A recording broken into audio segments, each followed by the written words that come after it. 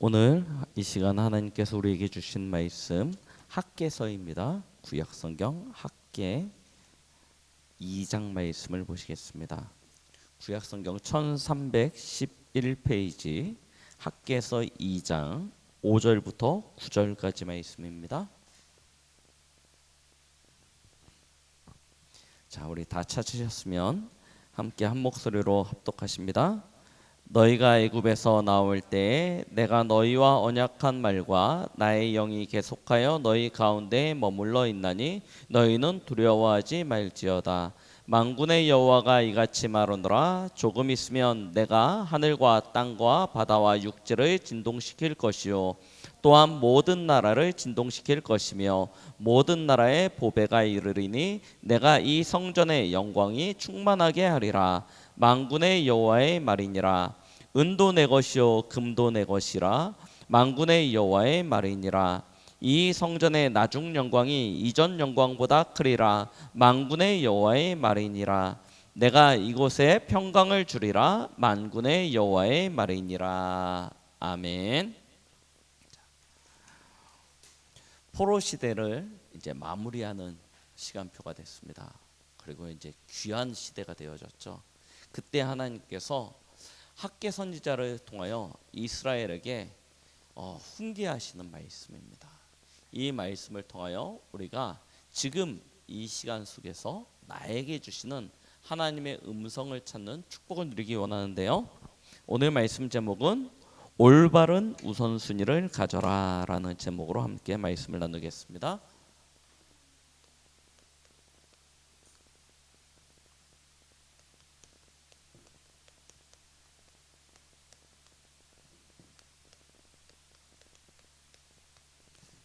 학개서 2장 5절부터 9절까지 말씀이죠.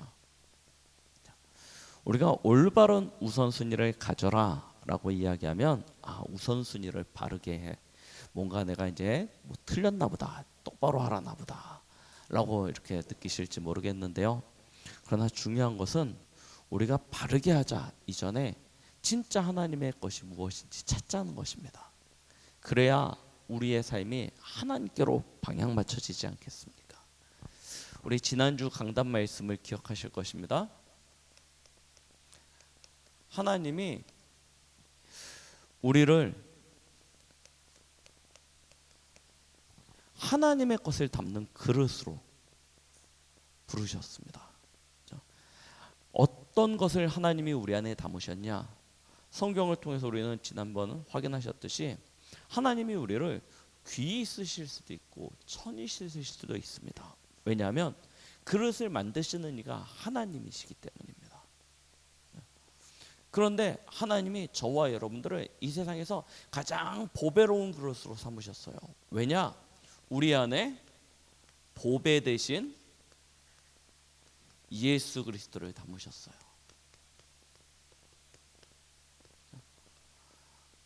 우리가 잘나서가 아니고 우리 안에 보배 대신 그리스도가 담긴 것입니다. 그래서 우리는 성경의 표현대로 질그릇이거든요. 질그릇도 이제 감 만들어서 단단해 보이는 것도 아니고요. 닳고 막 그냥 진짜 막 세상에서 이리저리 치여가지고 금이 갈대로 간 깨어지기 쉬운 그런 질그릇 아닙니까? 그런데 우리는 아무리 봐도 귀히 여김을 받을 만한 것이 아무것도 없는데 우리 안에 보배 되신 그리스도께서 담겨졌어요. 내가 깨끗하기 때문에 담겼냐? 그것도 아니라니까요. 그냥 진짜 허름할 대로 헐고 낡을 대로 낡았는데 하나님이 그런 나를 깨끗하다 인정해 버리신 거예요. 세상에 그릇들이 다 더러워졌어요. 다 끼워졌어요. 하나님이 그래서 그 가운데 나를 택하신 것입니다. 야, 내가 이 속에 보배를 담아야겠다. 하나님의 은혜죠. 이게 구원 아닙니까? 그렇죠? 구원은 우리 게 아니라니까요. 하나님의 것입니다. 하나님이 우리에게 보배 되신 그리스도를 담았어요. 이 보배 되신 그리스도가 담겨지니까 우리가 덩달아 가치가 올라가 버렸습니다. 가치가 덩달아 올라가 버렸어요. 그래서 가장 보배롭고 존귀한 그런 축복을 드린 게 그래서 지난주 강단 말씀, 영광의 복음을 담는 그릇, 그렇죠?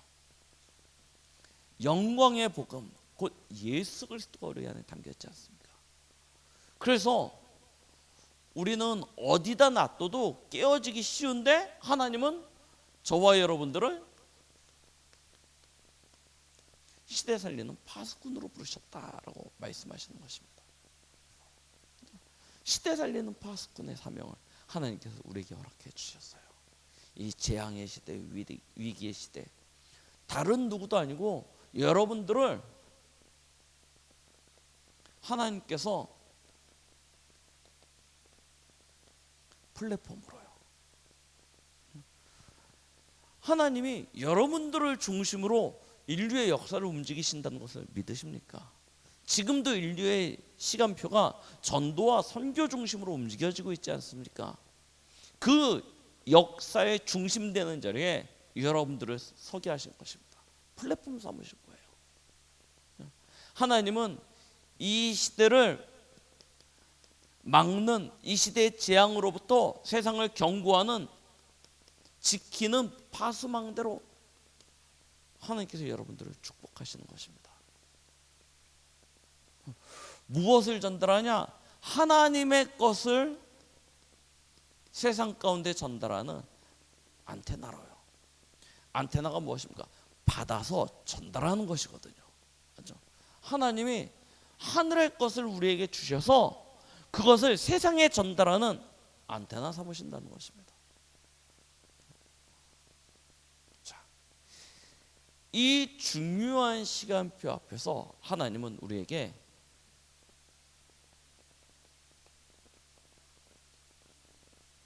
우선순위를 바르게 하래요. 우리 지난주 강단 말씀 기억하시죠? 이 포로 시대였습니다. 70년의 포로 시대를 살은 거예요. 굉장히 오랜 시간이죠. 그 포로 시기에 하나님께서는 다니엘과 그의 친구들, 또 에스더 같은 사람들, 또 우리 지난주에 에스겔, 이런 사람들을 파수꾼으로, 파수망대 삼으셔서 이 축복을 현장에 전달할 수 있도록 하셨습니다. 이제 귀한 시대가 되어졌어요. 고레스 왕의 명령으로 인해서 귀환하게 되어졌지 않습니까? 그때 고레스 왕이 뭐라고 얘기하냐? 다시 예루살렘으로 돌아가서 거기서 성전을 건축하라 말합니다. 성전 건축, 이게 굉장히 중요한 의미를 가지고 가치를 가지는 거예요. 여기에 우리의 우선순위가 있는 것입니다. 이 우선순위를 바르게 하지 않으면 우리는요, 다른 거에 집중하게 되어집니다. 그래서 과거의 실수를 반복하게 되어져요. 이게 계속되어지면 영적 문제로 자리 잡힌다니까요. 그래서요, 우선순위 이거 바로 하라는 거예요. 자, 이스라엘에게 하나님께서 하시는 말씀 잘 들으십시오. 드디어 70년의 포로 시기가 끝나고 다시 돌아왔습니다. 이 귀한 시대요. 역대하 36장 말씀을 잠깐 보겠습니다. 하나님께서 역대하 36장에 장차 이루어질 일에 대하여 말씀하시면서 이제 이야기하시죠. 36장 마지막 절 보십니다. 23절에 바사왕 고레스가 이같이 말하노니 하늘의 신 여호와께서 세상 만국을 내게 주셨고 나에게 명령하여 유다 예루살렘에 성전을 건축하라 하셨으니 너희 중에 그의 백성된 자는 다 올라갈지어다.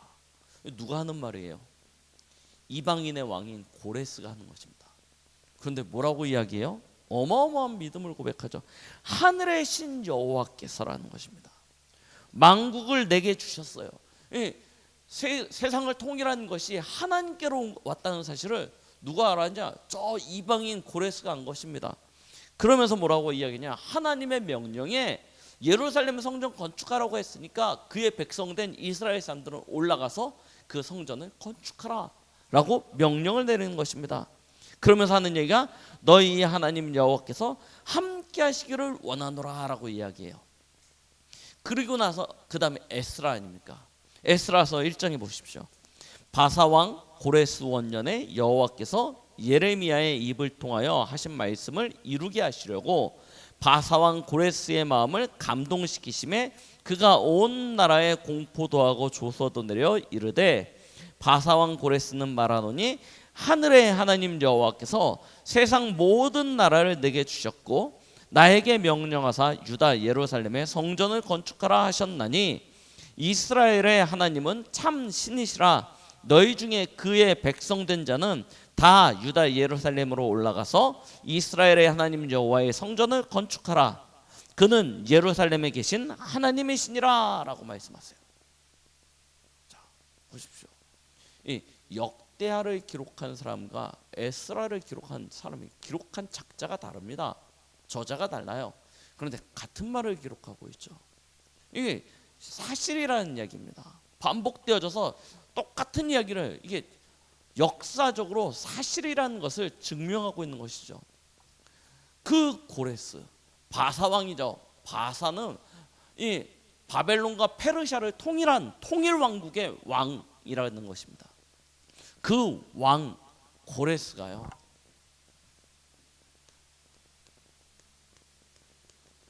명령한 것입니다. 전에도 말씀드렸듯이 아무것도 이스라엘 백성들이 이것을 위해서 노력한 것이 아니라니까요. 수고한 것이 아닙니다. 하나님께서 예레미야의 말을 성취하시려고, 하나님이 뱉으신, 하나님이 말씀하신 그 말씀을 성취하려고 하나님이 고레스를 통하여 일하시는 거예요. 그게 오늘 저희가 읽었던 역대하 36장 23절, 에스라서죠 1장 1절부터 5절까지인가 4절까지에 기록되어져 있지 않습니까? 보세요. 고레스 왕의 명령으로 인해서 다시 귀환하게 되는 것입니다. 그래서 BC 536년에 1차 귀환이 이루어집니다. 1차 귀환이 이루어지는 거예요. 이미 70년 동안 바벨론의 포로가 되었습니다. 200만 명이라는 숫자가요, 바벨론의 포로로 끌려가요. 거기서 70년을 살았습니다. 그러면 생각해 보십시오. 우리가 어느 집에 이사를 가서 1년, 2년 살면 그 집에 완전히 정착하게 되어지지 않습니까? 한 동네에서 5년, 10년 살면 어떻게 됩니까? 그 동네 토박이가 되어져요. 근데 70년을 살았어요.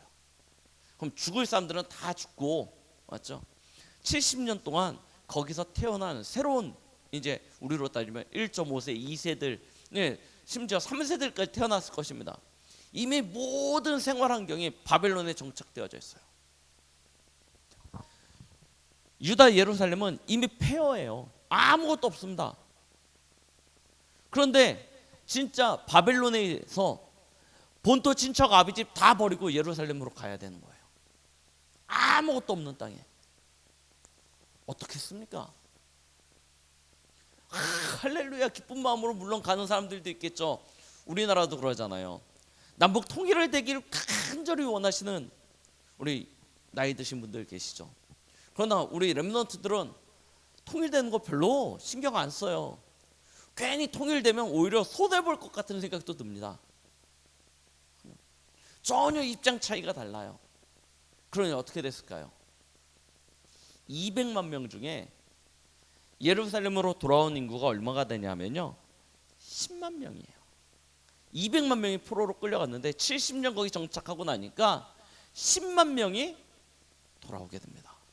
숫자적으로 비교해봐도 진짜 너무 작은 숫자죠. 한 5% 정도의 인구가 다시 돌아오게 되는 것입니다. 어떻겠습니까?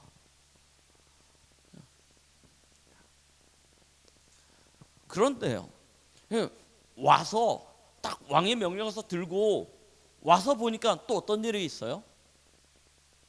이게 그 땅은 이미 거주하고 있는 사람들이, 차지하고 있는 사람들이 있을 거 아닙니까? 예루살렘, 유다를.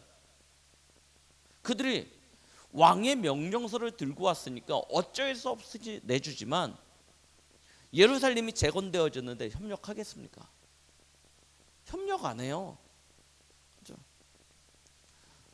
예루살렘 성전을 재건하는데요, 건축하는데요, 그 땅을 차지하고 있었던 이방인들이요 방해하는 것입니다. 특히 가장 방해 많이 했던 사람들이 누구냐? 사마리아에 살고 있었던 사람들이에요. 네, 사마리아는 북이스라엘의 수도 아니었습니까? 그리고 예루살렘은 남유다의 수도였죠. 네, 붙어있는 땅이란 말입니다. 네, 남유다가 완전히 멸망하면서 예루살렘이 완전히 무너지고 재편되어졌어요. 거기에 살고 있던 사람들 중심으로 사마리아를 중심으로 그 땅이 재편되어진 것입니다. 그래서 총독이 어디 있었냐면요, 사마리아에 있었어요. 이 사람이 저 예루살렘까지 다 차지하고 있는데 갑자기 스룹바벨이 새로운 총독이 되어져서 예루살렘 재건하겠다고 내려온 겁니다. 텃세를 그렇게 부리는 거예요. 하나도 안 도와줍니다. 그럼 어떻게 되는 거야? 왕의 명령이니까 내려와서 성전 건축을 시작은 했지만 이 방해로 말미암아 중단되어져요. 시작한 지 2년 만에 중단되어집니다. 멈춰버렸어요.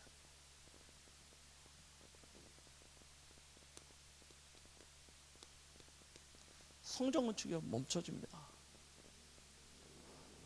이런 일들이 일어난다니까요.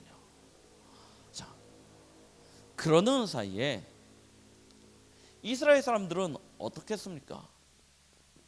아니, 안 그래도 딱 내려오자마자 예루살렘에 도착했는데 뭐부터 지어요?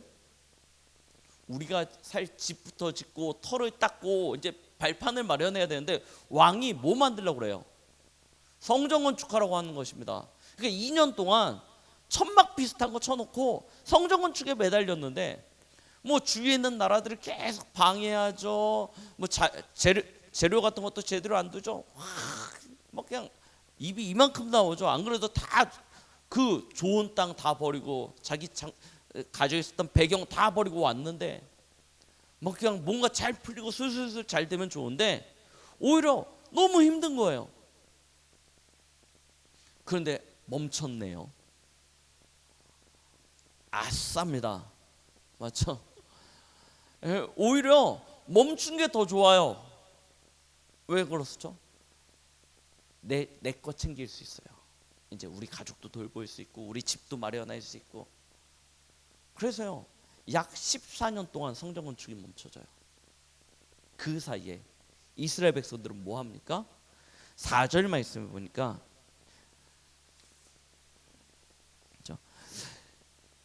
학기에서 1장 4절 말씀입니다.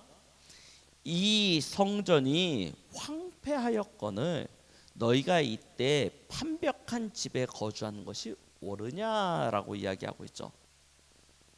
판벽한 집이라는 뜻은 히브리어 사파라는 뜻을 가지고 있는 원어로 사파라는 뜻을 가지고 있는데요. 이거는 뭐냐면요, 그냥 우리나라 말로 쉽게 얘기하면 판잣집 이렇게 생각하실 수 있잖아요. 그게 아닙니다. 방 여러 개를 가지고 있는 아주 크고 화려한 집을 이야기하는 거예요. 14년 동안 집을 아주 제대로 마련했다니까요. 얼마나 좋습니까? 200만 명이 살던 땅에 10만 명이 와가지고 줄 그으면 내 땅이에요. 아무도 임자 없습니다. 줄 그으면 내 땅. 거기다 이제 집을 만드는 거예요. 그래서 어떻게 해요? 판벽한 집을 짓고 거기서 사는 것입니다. 9절에 1장 9절에 이렇게 얘기하겠죠. 너희가 많은 것을 받았으나 뭐 이렇게 쭉 이야기하시면서, 그렇죠?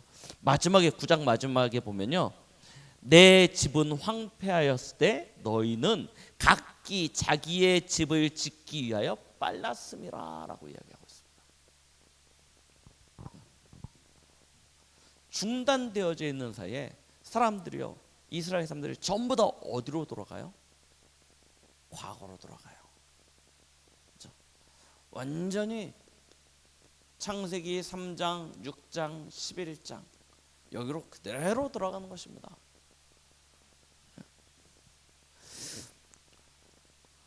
그렇죠.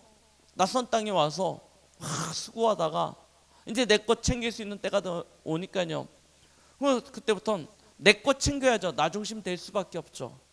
그래야 먹고 살지 않습니까? 의식주, 물질 중심으로 가는 것입니다. 그러면서 뭐합니까? 경쟁적이겠죠. 처음에는 전부 다 비슷하게 시작했지만 거기서요 경작하고 정착해 가면서 땅을 가꾸는 것만큼 내 땅, 내 논이 되는 거예요. 내 밭이 되는 거예요. 집을 짓는 만큼 내 집이 되는 거예요. 그러니 얼마나 좋습니까? 힘씁니다. 애씁니다. 거기다가 모든 것을 집중해 버리죠. 그런데 성경은 뭐라고 얘기했습니까? 그런 상황을 놓고요. 자, 우리가 왜 우선순위를 바르게 가져야 되는지 학개서는요 분명히 이야기하고 있습니다. 6절 말씀, 1장 6절 말씀 보시겠습니다. 자, 5절부터 제가 읽겠습니다. 그러므로 이제 만군의 여호와가 이같이 말하노니 너희는 너희 행위를 살필지니라. 너희가 많이 뿌릴지라도 수확이 적으며 먹을지라도 배부르지 못하며 마실지라도 흡족하지 못하며 입어도 따뜻하지 못하며 일꾼이 싹쓸 받아도 그것을 구멍 뚫어진 전대에 넣음이 되느니라. 자, 보십시오. 아니 왜 이렇게 되는 일이 없죠? 왜 이렇게 이렇게 막 열심히 수고했는데도 우리는 계속 이렇게 어렵죠?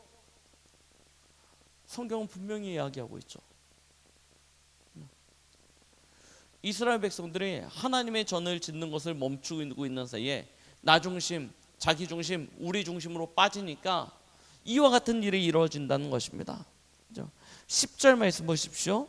그러므로 너희로 말미암아 하늘은 이슬을 그쳤고 땅은 산물을 그쳤으며 내가 이 땅과 산과 곡식과 새 포도주와 기름과 땅의 모든 소산과 사람과 가축과 손으로 수고하는 모든 일에 한제를 들게 하였느니라 라고 말씀하고 계십니다. 우리의 우선순위가 잘못되어지면요 이와 같은 일들이 벌어진다니까요. 자, 그때 하나님께서요 누구를 부르세요? 학개 선지자를 통하여 말씀하십니다. 뭐라고요? 다시 성전 건축하래요. 다시 성전 건축하라고 말씀하시는 것입니다. 아까 읽었던 말씀처럼요 학개서 1장 4절에 보니까 여호와의 성전은 황폐되어져 있습니다. 그런데 사람들은 자기 집 짓기에 빠르느라고요 하나님의 집 짓는 것에 대해서 관심이 없어요. 아니 14년이 멈춰졌다니까요. 그래서 하나님이요 8절 말씀에 보니까 이렇게 말씀하시죠. 1장 8절입니다. 너희는 산에 올라가서 나무를 가져다가 성전을 건축하라. 그리하면 내가 그것으로 말미암아 기뻐하고 또 영광을 얻으리라 라고 말씀하고 계십니다. 학개서 1장 8절에 산에 올라서 나무를 가져다가 성전 건축하래요.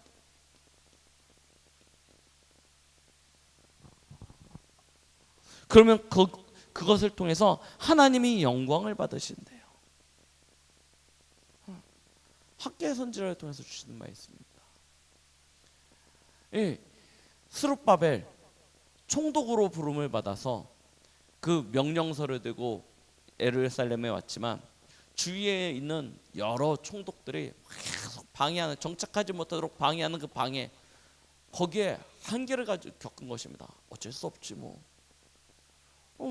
이러니까 할 수 없는 거지 그러고 그냥 손 놓고 있었고요. 대제사장으로 부름받은 여호수아도 분명히 하나님께서 원하시고 하나님이 뜻하시는 바를 알았지만 상황 앞에, 현실 앞에 굴복해 버린 것입니다. 마찬가지로 지도자들이 그러니까요. 이스라엘 백성들도 마찬가지예요. 그때 하나님께서 학개 선지자를 통하여 성전 건축하라 말씀하시는 것입니다. 이게 가장 중요한 우선순위라는 거예요. 그 말을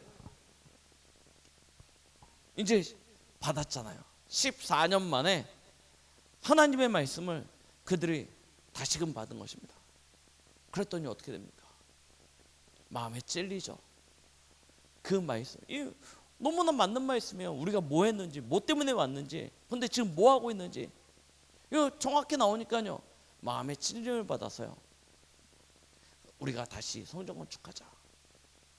그렇죠? 결단하고요. 14절 15절입니다. 1장 14절 15절. 여호와께서 스알디엘의 아들 유다 총독 스룹바벨의 마음과 여호사닥의 아들 대제사장 여호수아의 마음과 남은 모든 백성의 마음을 감동시키심에 그들이 와서 만군의 여호와 그들의 하나님의 전 공사를 하였으니 그때는 다리오 왕 제2년 여섯째 달 24일이었더라 라고 말씀하고 계십니다. 다시 성전 건축을 재건하기 시작합니다. 성전 건축 재건하니까요, 이게요, 마음 먹고 딱 결단하고 시작하니까요, 성전 건축 완공되기까지 얼마 걸렸겠습니까?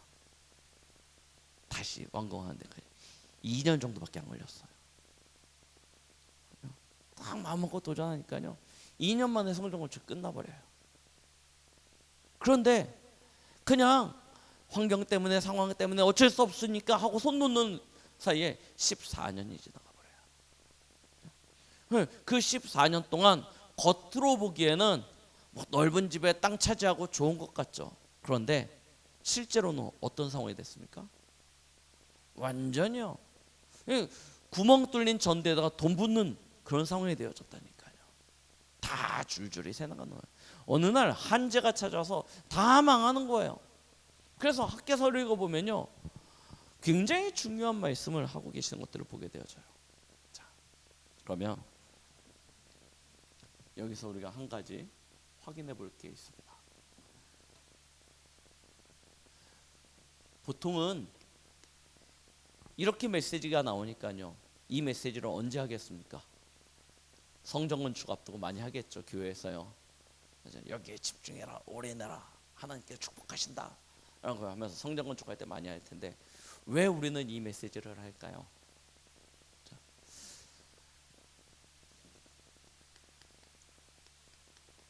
성전에는요, 중요한 하나님의 뜻이 있습니다.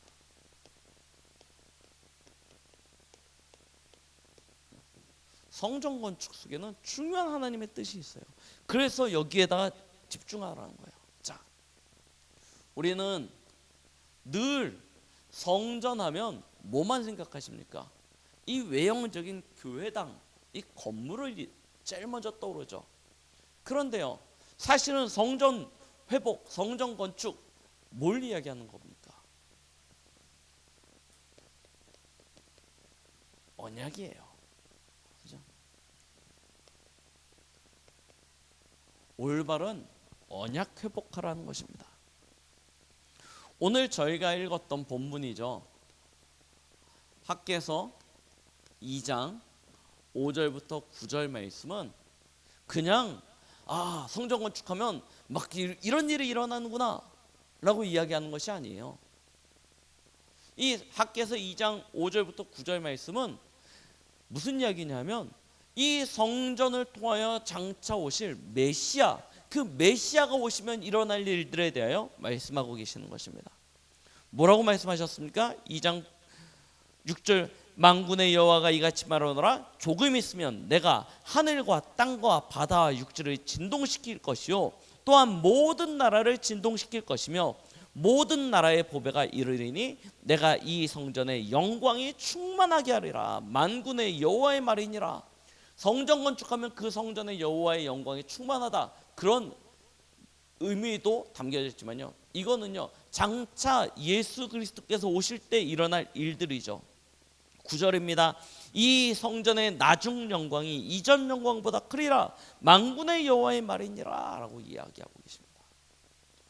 메시아요. 우리가 성전 이야기하면 제일 먼저 떠오르는 것이 어디입니까? 요한복음 2장, 우리 김동호 목사님 강단에서 또 많이 말씀하시죠. 요한복음 2장 19절에 보면요, 이런 이야기가 나옵니다. 예수님이 이 성전을 헐어버려봐라, 내가 사흘 만에 다시 세울 것이다 라고 말씀하십니다. 그러니까 이스라엘 사람들이 수근수근거리죠. 이 성전이 건축되는데 몇 년이 걸렸는데 이걸 어떻게 다시 4일 만에 세운다 이야기하느냐. 그때 예수님이 뭐라고 하십니까? 자신의 몸을 가리킴이라. 자기 자신을 가리킴이라 라고 이야기하고 계십니다.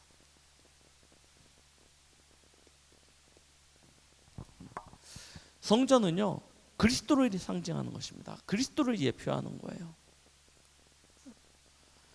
그래서 이 성전을 회복한다는 건 언약 회복에 중요한 의미가 담겨져 있습니다. 성전을 회복한다는 건 언약 회복만을 이야기하는 것은 또 아니겠죠. 단순히 언약 회복만을 이야기하는 것은 아닙니다. 이 언약을 회복한다는 것은 무엇을 회복하는 것입니까?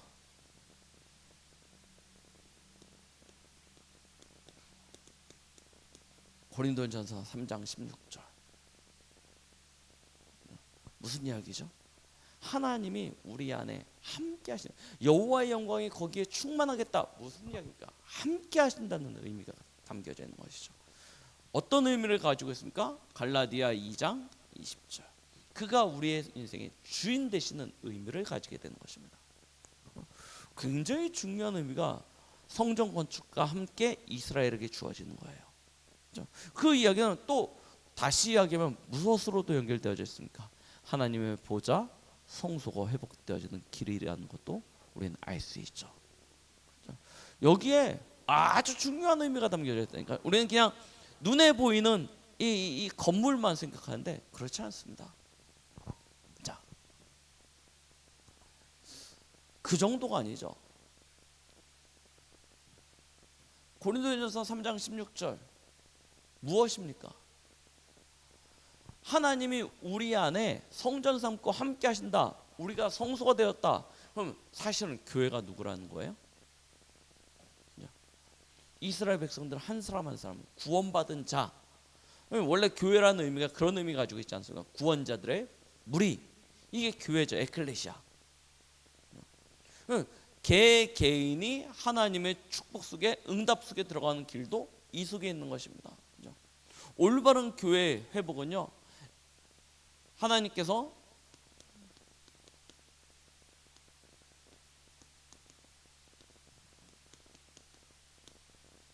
그리스도의 몸된 성도의 모든 축복도 회복하게 하시겠다 하는 그런 의미도 이 속에 담겨져 있습니다. 에베소서 1장 20절부터인가요? 22절까지인가요? 그렇죠? 만물의 질서를 회복할 수 있는, 만물 위에 서는 그런 축복이요. 이런 축복들이요, 성전 건축 속에요 다 담겨져 있는 것입니다. 자, 두 번째요. 그러면 이렇게 회복되어진 우리가 무엇을 회복해야 됩니까? 성전 회복이라는 것은요, 반드시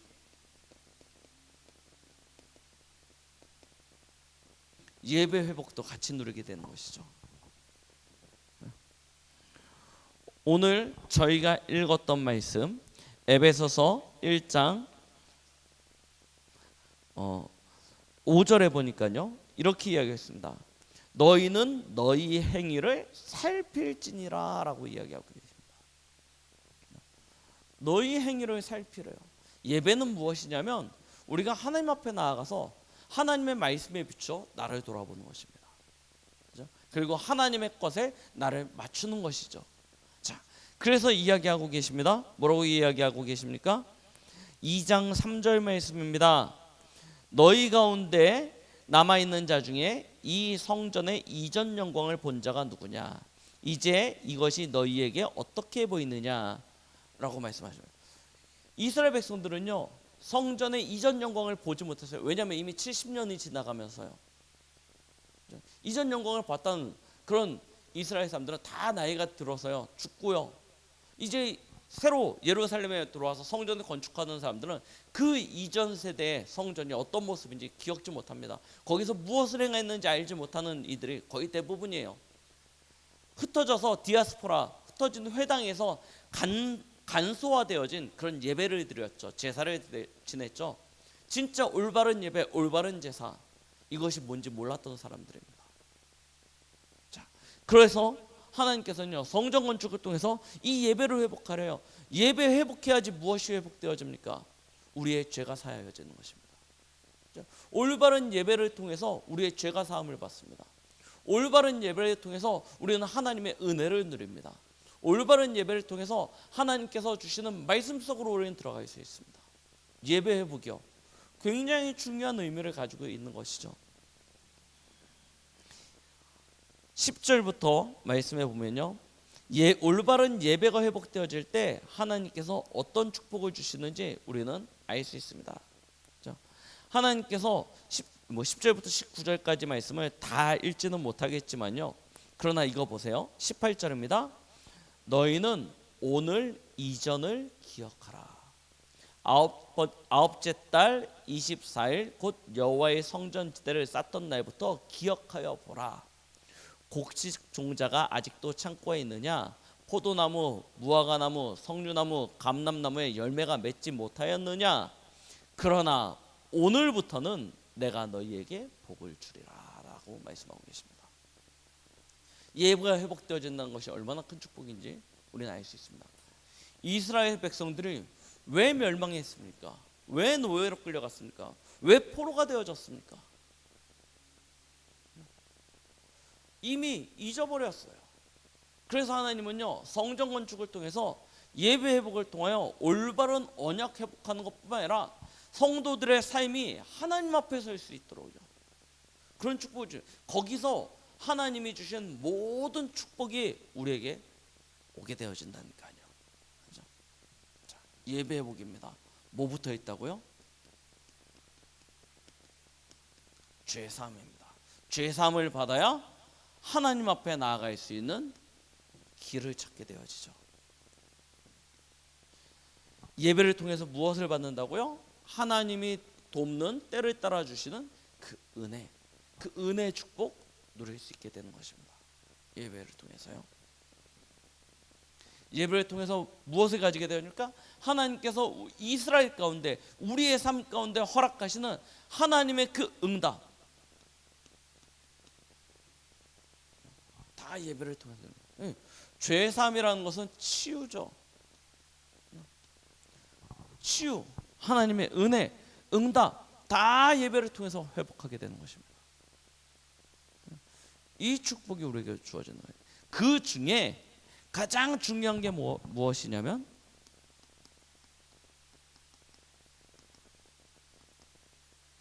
말씀 회복입니다. 우리가 성전을 회복한다는 것은 굉장히 중요한 의미가 담겨요. 그냥 건물 하나 짓는가 보다 이렇게 생각하시면 안 된다니까요. 이런 의미가 다 담겨져 있습니다. 하나님께서는 우리 가운데 함께 하시는 방법을 통해서 역사하십니다. 누구에게 함께 하시냐? 하나님의 이 정확한 말씀 붙잡은 자들에게요. 자, 제가 12절부터 읽어보도록 하겠습니다. 1장 12절입니다. 아까 말씀 잠깐 읽었는데요. 스알디엘의 아들 스룹바벨과 여호사닥의 아들 대제사장 여호수아와 남은 모든 백성이 그들의 하나님 여호와의 목소리와 선지자 학개의 말을 들었으니, 하나님의 말씀이 그들에게 회복되어진 것이죠. 이는 그들의 하나님 여호와께서 그를 보내셨음이라. 백성이 다 여호와를 경외하며 그때 여호와의 사자 학개가 여호와의 위임을 받아 백성에게 말하여 이르되 여호와가 말하노니 내가 너희와 함께하노라 하니라 라고 말씀하고 계시죠. 하나님의 말씀을 회복되어질 때 우리는 하나님이 함께 하시는 위드 임마누엘 원네스의 응답을 받게 되어집니다. 말씀이 없으면요, 이 축복 놓치게 되어져요.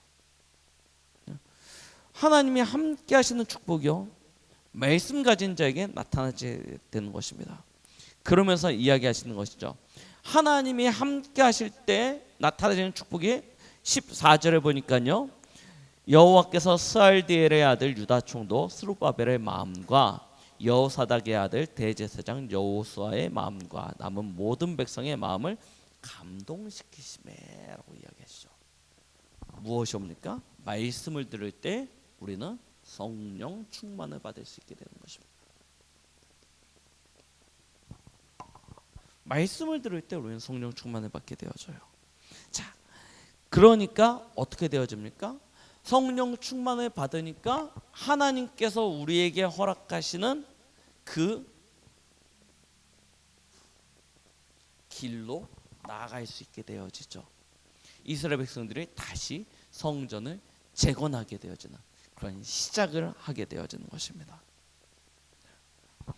자, 이때 나타나지는 응답 2장 20절부터 제가 읽겠습니다. 그달 24일에 여호와의 말씀이 다시 학개에게 임하니라. 이르시되 너는 유다 총독 스룹바벨에게 말하여 이르라. 내가 하늘과 땅을 진동시킬 것이요 여러 왕국들의 보좌를 엎을 것이요 여러 나라의 세력을 멸할 것이요 그 병거들과 그 탄자를 엎드려뜨리리니 말과 그 탄자가 각각 그 동료의 칼에 엎드려지리라 라고 말씀하십니다. 만군의 여호와의 말이니라. 스알디엘의 아들 내 종 스룹바벨아, 여호와께서 말하노라. 그날에 내가 너를 세우고 너를 인장으로 삼으리니 이는 내가 너를 택하였음이니라. 만군의 여호와의 말이니라 하시니라 라고 이야기하시죠. 말씀을 회복하게 되어져서 그의 길로 나아갈 때 하나님께서요 진짜 참된 축복, 그 응답을 허락해 주시는 거예요. 237에 빛이 되어져 있을 만큼 하나님께서 역사하시는 것입니다. 코로나 2년이 넘는 시간을 우리는 지내왔습니다. 그러다 보니까 여러 가지 어려운 부분들이 참 많습니다. 그래서 지금 우리는 먹고 사는 것이 가장 우선순위가 될 수도 있고 거기에 집중하고자 하는 그런 마음이 생길 수도 있습니다. 이 위기가 넘어가면 다시 나의 신앙생활을 회복하겠다, 뭐 그렇게 생각할 수도 있을지 모르겠습니다. 그러나 하나님이 원하시는 것은 그것이 아닙니다. 하나님은 우리가 올바른 영적인 우선순위부터 회복하길 원하십니다. 우리의 방법은 내가 노력하고 수고하는 것이 아닙니다. 우리의 방법은 하나님이 함께 하시는 것입니다.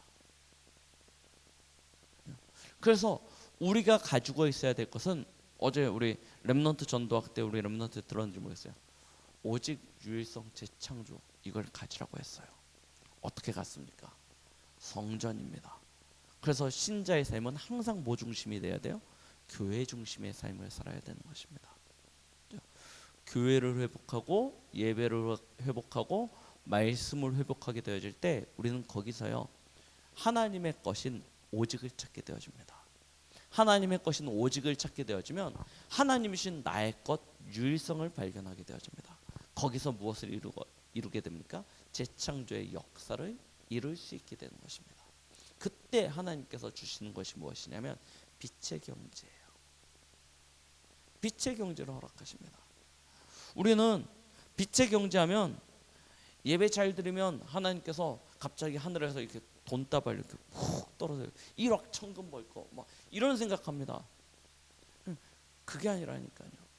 하나님께서요 때를 따라 돕는 은혜를 베풀어 주시는데 얼마만큼 허락하시냐면 237의 빛된 자리에 설 수 있을 만큼 하나님께서 때를 따라 돕는 은혜로 역사하십니다. 우리가 생각하고 우리가 기대하는 것보다 훨씬 더 크고 좋은 것을 하나님께서는 우리에게 주시려고 하십니다. 그래서 먼저 뭐부터 주셨냐? 세상 사람들이 볼 때는 가장 가치 없는 것, 미련하다 하는 것. 그러나 하나님의 구원의 능력이 되는 영광의 복음부터 허락하셨습니다. 그리고 그것으로 참된 집중을 하라 말씀하시는 것입니다. 어떻게 집중해요? 성전 중심으로요, 교회 중심으로요, 예배 중심으로요, 말씀 중심으로요. 그렇죠? 이거 회복되어질 때 완전히 통하게 된다니까요. 나와 현장과 교회가 하나로 싹 뚫어지면서 전무후무한 응답이 우리에게 오게 되어지는 것입니다. 그래서 우선순위를 바르게 가지라는 거예요. 신자는요 세상에서 수고하고 노력한 결과를 가지고 무언가를 하려고 하면 할수록 갈등 옵니다. 영적으로는 점점 침체되어집니다. 삶은요 점점 고달퍼지게 되어져 있습니다. 하나님은 하나님의 자녀가 참된 우선순위를 회복하고 거기서 올바른 신앙생활을 회복하게 될 때 역사하시는 것입니다. 우리 강북동목의 모든 성도님들께서는요 진짜 중요한 시간표 앞에서 오늘 학계 선지자를 통해서 우리에게 주셨던 말씀처럼 참된 우선순위로 회복하고 그 길로 나아가서 하나님의 참 역사를 누리는 그런 은혜가 있길 예수 그리스도의 이름으로 축원드리겠습니다. 하나님 아버지 감사드립니다. 오늘 학계 선지자를 통하여 우리가 올바른 우선순위를 가져야 되는 이유를 찾게 하여 주심에 감사드립니다. 우리 강북동목의 모든 성도들은 오늘의 말씀을 기억하고 삶에 적용하고 도전함으로 하나님의 참 응답과 역사 속에 들어가는 축복을 누리게 하여 주시옵소서. 예수 그리스도의 이름으로 기도드렸습니다. 아멘.